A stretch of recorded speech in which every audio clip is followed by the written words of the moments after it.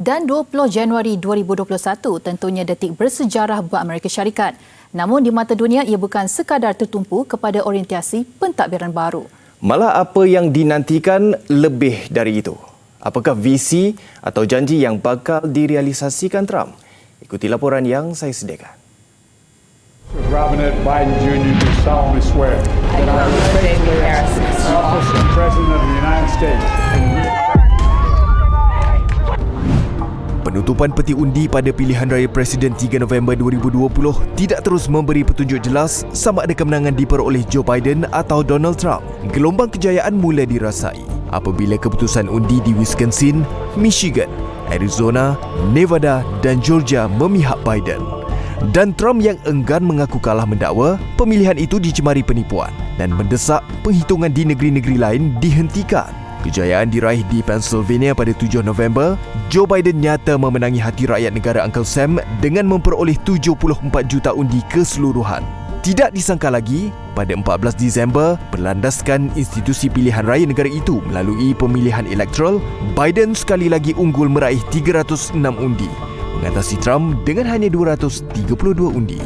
Perjalanan terus berliku. Detik-detik menuju acara angkat sumpah Presiden dicemari penyokong Donald Trump yang bertindak menyerbu masuk bangunan Capitol melakukan kekacauan ketika sesi Kongres berlangsung. Natijahnya, 4 terbunuh manakala 50 lagi ditahan. Rentetan insiden itu tahap keselamatan dipertingkat dengan 25,000 anggota keselamatan ditempatkan sepanjang acara berprestij itu berlangsung. Pastinya jauh berbeza ekoran pandemik COVID-19. Acara rasmi angkat sumpah ini dihadkan kehadiran tetamunya. Jam 11.49 pagi. I, Joseph Robinette Biden Jr. do solemnly swear that I will faithfully execute the office of President of the United States, will to the best of my ability preserve, protect and defend the Constitution of the United States. So help me God. Congratulations, Mr. President. Joseph Robinette Biden Jr. atau Joe Biden secara rasminya diangkat sebagai Presiden Amerika Syarikat ke-46. Dan sebuah lagi sejarah terlakar, pemimpin yang juga wanita kulit hitam pertama menduduki kerusi naib Presiden, Kamala Harris, turut melafaz sumpah. Majlis juga dihadiri 3 bekas Presiden Amerika Syarikat, Barack Obama dan pasangan Michelle Obama, Bill Clinton dan bekas calon Presiden Demokrat Hillary Clinton, serta bekas Presiden daripada Republikan George W. Bush. Dan seperti dijangka, acara itu tidak dihadiri pemimpin sebelum ini yang juga seteru utama Biden, Donald Trump. Semestinya yang dinanti polisi dijanjikan Biden.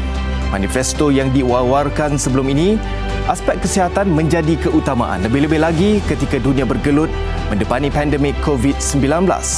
Biden mengumumkan pakej bantuan coronavirus $1.9 trilion Amerika yang merangkumi pembayaran langsung kepada rakyatnya. Dan dalam 100 hari pentadbirannya, Biden menyasarkan 100 juta rakyat negara itu menerima vaksin COVID-19. Aspek seterusnya, keharmonian dan hubungan antara kaum. Biden juga berikrar akan menghapuskan sentimen perkauman terutamanya membabitkan kaum kulit hitam yang juga isu tidak berkesudahan sejak berdekad lamanya. Bukan sekadar itu, visi seterusnya membuka mata masyarakat dunia. Dasar luar dan hubungan diplomatik menjadi tumpuan. Tempoh 100 hari juga dijanjikan Biden melupuskan dasar Trump menyekat perjalanan negara majoriti penduduk Islam ke Amerika Syarikat.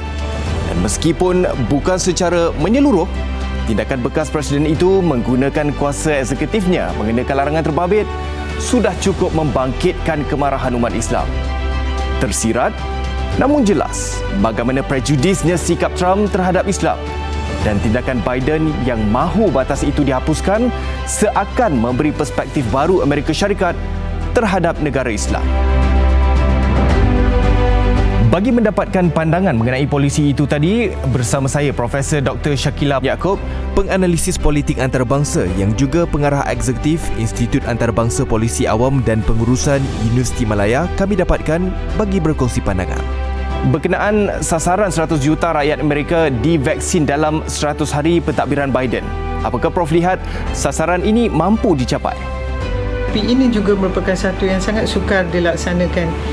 Anthony Fauci mengatakan bahawa ia boleh dilakukan, tapi agak sukar juga dilakukan kerana nak mengenal pasti masyarakat-masyarakat, komuniti yang terpinggir, ya, mereka yang miskin, yang tak ada akses kepada vaksin dan harus bergantung kepada perkhidmatan yang boleh disediakan oleh pentadbir tempatan. Maka kesukaran-kesukaran ini harus diatasi, melakukan uji kaji dan sebagainya untuk mengenal pasti bahawa vaksin ini dapat menyelesaikan masalah. Baik Prof, dan seterusnya, apakah pandangan Profesor mengenai langkah Biden dalam usaha menamatkan arahan eksekutif Donald Trump terlebih dahulu terhadap sekatan perjalanan 7 negara majoriti umat Islam? Adakah ia boleh disifatkan satu pendekatan memulihkan hubungan sekaligus menjadi perspektif baru Amerika Syarikat terhadap negara-negara Islam ni, Prof? Kalau kita lihat, larangan ini tidak boleh dilaksanakan dengan segera, ini kerana prosesnya akan mengambil, proses birokrasi akan mengambil masa yang lama. Dan kalau kita lihat larangan ini sebenarnya telah bermula lama dulu, sejak 2001 dengan serangan 11 September. Kita lihat sekatan-sekatan yang amat ketat dikenakan ke atas orang-orang Islam yang ingin pergi ke Amerika Syarikat.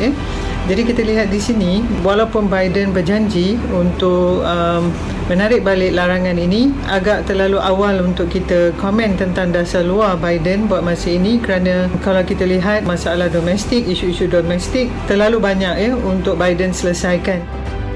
Dalam pada itu, bagi jalinan dengan negara jirannya, Biden turut menyatakan kesediaan menyatukan kembali hubungan dipisahkan tembok sepadan negara itu dan Mexico.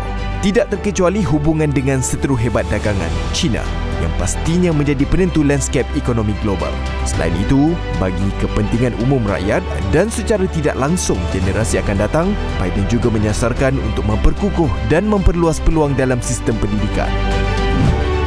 Dan kini Joe Biden dan pentadbirannya mula memikul tanggungjawab yang pastinya lebih mencabar.